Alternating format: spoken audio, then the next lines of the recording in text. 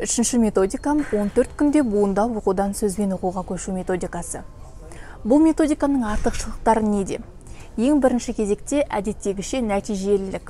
Яғни мен барлық методикаларымды аз уақытта тез нәтиже беретіндей қылып жасап қойғанмын. Соның арқасында сіз өзіңіздің оқушыңызға 14 күннің ішінде сөзбен оқуды үйрете аласыз. Тіпті одан тез де оқытатын мамандар, өзімнің ұстаздарым бар.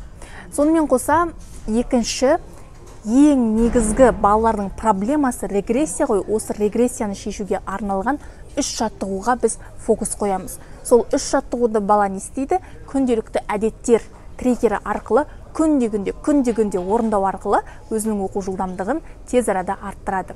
Біздің оқушыларымыз тіпті 1 сағаттың ішінде 1,5-2 есеге дейін жылдам оқи алатын деңгейге жетеді.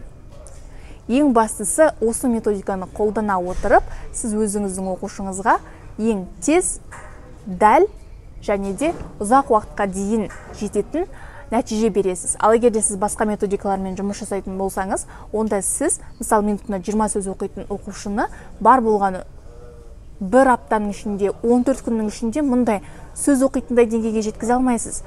3 ай, 4 ай, 6 айға жет болуы мүмкін. Бірақ та қазіргі ата-аналар шыдамсыз, оларға тез нәтиже қажет. Сол сияқты бала да, егер сіз тым іш пыстыратын, күнде бірдей және де енді басында қызық болатын шығар, бірақ әрі қарайда нәтиже бермейтін де сондай сабақтар өткізетін болсаңыз, бала да сабаққа барғысы келмей қалады.